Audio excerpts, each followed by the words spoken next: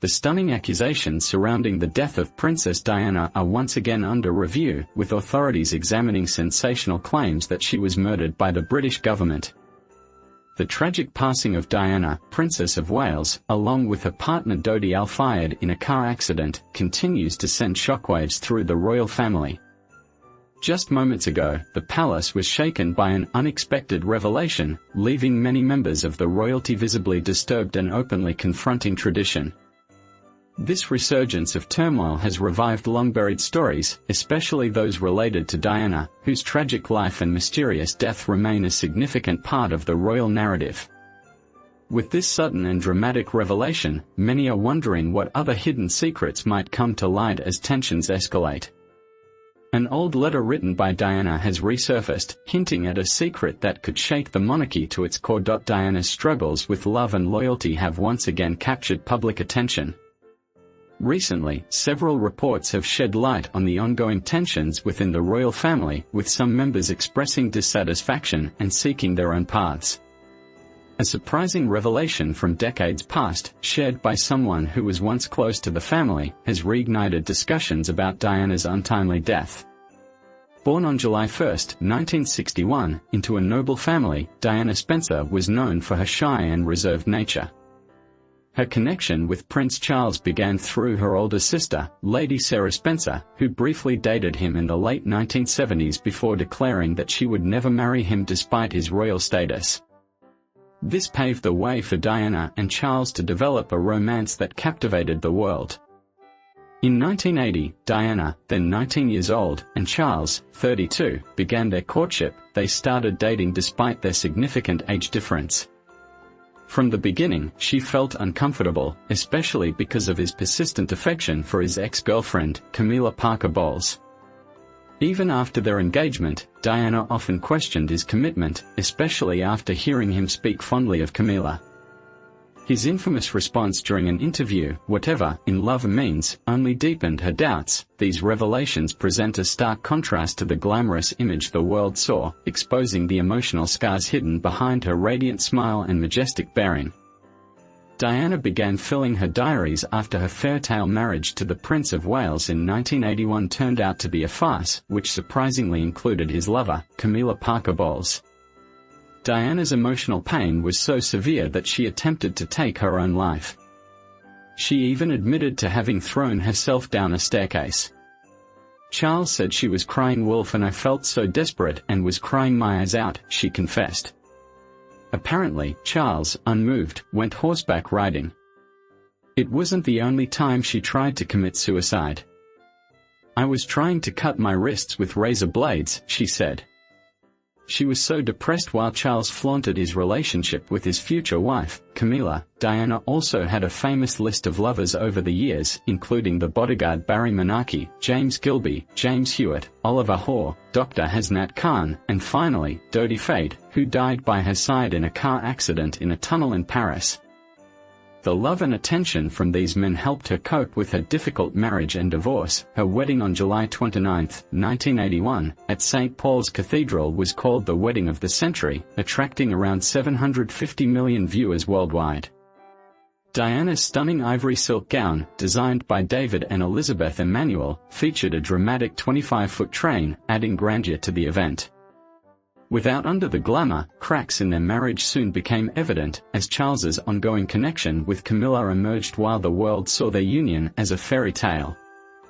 Diana privately struggled with feelings of loneliness and abandonment, realizing that Charles's heart belonged to someone else, despite her efforts to win his love.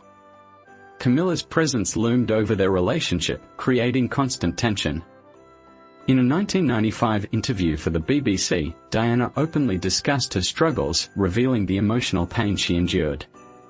She recalled feeling isolated and yearning for Charles's affection, which he rarely offered. One of the most anguishing moments was when she felt so desperate that she attempted suicide.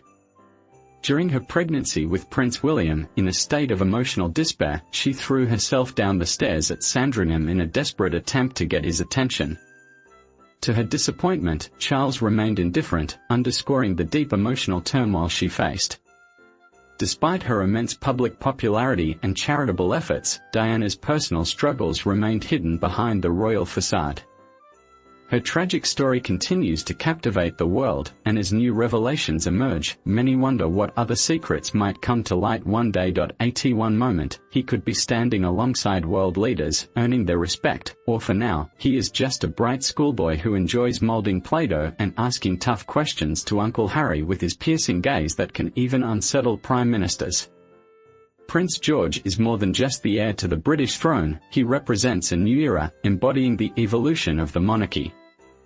His playful and innocent antics quickly become topics of global conversation, while designers capitalize on the George effect and housing trends reflect his influence. But behind his impeccable her sense of fashion and her image as a role model for parents around the world raise the question, does she truly follow in the footsteps of her legendary grandmother, who taught the world to embrace a queen with a human touch? These speculations are just a glimpse into the many mysteries surrounding the young heir. From the moment of his birth in 2013, George, the first child of the Duke and Duchess of Cambridge, has been under intense public scrutiny. Princess Catherine has previously spoken about the moment her firstborn child was born, telling the world, "It is incredible, incredible, it is extraordinary. As I said, how can the human body do that? It is absolutely extraordinary," and he was very sweet and also a relief that he was a happy and healthy boy. As the first great-grandchild of then King Charles III and second in line to the throne after his father, each of his movements, stances, and gestures has sparked trends. The media frenzy surrounding him began long before he was born. Amid widespread excitement, Miss Middleton's pregnancy sparked unprecedented enthusiasm. Betting houses began taking bets on the baby's gender and name, and encyclopedia entries started to emerge in anticipation. There was also talk of her first night in the hospital. When asked how many hours after giving birth she presented George on the steps of the Lindo wing, she recalled, "Oh my goodness, I can't remember it all, it becomes a bit blurry. I think so, I did stay in the hospital all night. I remember it was one of the hottest days and nights with huge thunderstorms, so I didn't sleep much, but George did, which was really great." Like all who are baptized, George was baptized in a joyous faith of Christian duty and service, said the Queen, who, as the Supreme Governor of the Church of England, traditionally imbues her annual message with a theme, religious. After the baptism, we gathered for the traditional photograph. It was a happy occasion that brought together 4 generations. His name, George Alexander Louis, carries a deep historical significance.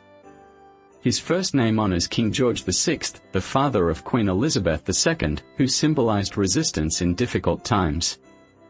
The middle name, Alexander, pays tribute to Queen Alexandra, Elizabeth's great-grandmother, while Louis connects him to Lord Louis Mountbatten, a significant figure in royal history and a mentor to Prince Charles. Interestingly, Louis is also one of Prince William's middle names. Despite his formal title, His Royal Highness Prince George, at school he is simply known as George Cambridge, following a tradition adopted by previous royal heirs, including his father, who was known as William Wales during his school years. An interesting aspect of George's upbringing is his unusually large number of godparents, 7 in total. Among them are close relatives such as his Aunt Zara Tyndall and trusted family friends like Lord Hugh Groveland and Julia Samuel.